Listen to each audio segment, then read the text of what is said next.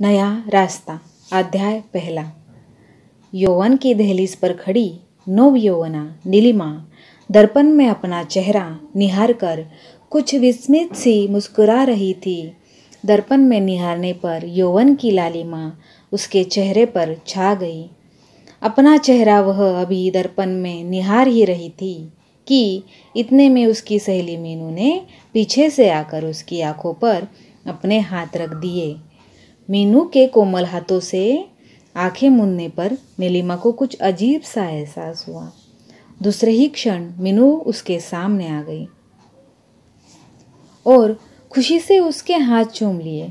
अरे मीनू, आज तो बहुत प्रसन्न दिखाई दे रही हो, क्या बात है? नीलिमा ने पूछा।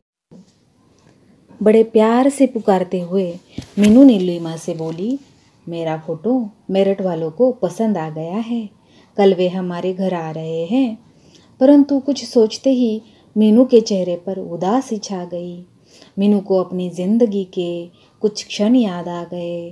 पहले भी कई लड़कों ने उसे देखा, पर किसी ने कद की छोटी व किसी ने सावली बताते हुए उसे शादी करने से इनकार कर दिया। अतीत की स्मृतियों में डूब जाने पर उसकी आंखें छलछला पड़ी। नीलिमा उसके हृदय की बात समझ रही थी। उसने मीनू का ध्यान इस ओर से हटाने के लिए अनेक मुद्राओं में खींचे अपने फोटो उसके सामने रख दिए और एक एक करके दिखाने लगी। नीलिमा सुंदर तो थी ही, उसके फोटो और भी अधिक आकर्षक लग रहे थे। नीलिमा की सुंदरता देखकर मीनू से चुप न रहा गया। वह उसकी प्रशंसा करते हुए बोल ही पड़ी, नीलिमा, लगता है ईश्वर ने तुझे फुर्सत में बैठकर बनाया है। क्या नाक नक्श है तेरे, और ऊपर से गोरा रंग। वाह, जो कोई भी तुझसे विवाह करेगा वह वास्तव में बहुत ही भाग्यशाली होगा। मीनू के मुंह से अपनी प्रशंसा सुनकर नीलिमा दिल ही दिल में प्रसन्न हो उठी, परंतु उसे मीनू के दिल में छिपी पीड़ा का आभास था।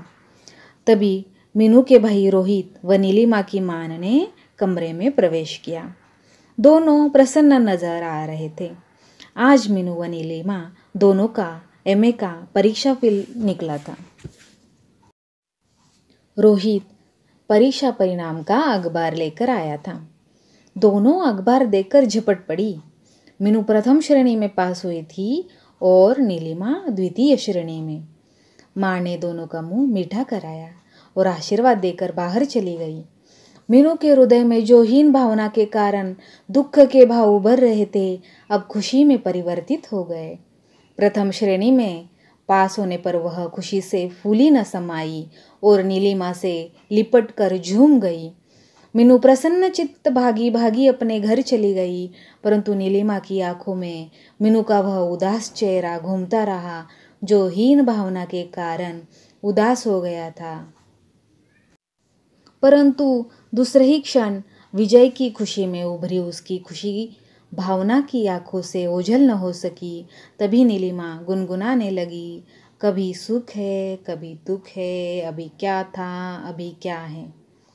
गुनगुनाते हुए नीलिमा अपने बिखरे फोटो को उठाकर रखने लगी।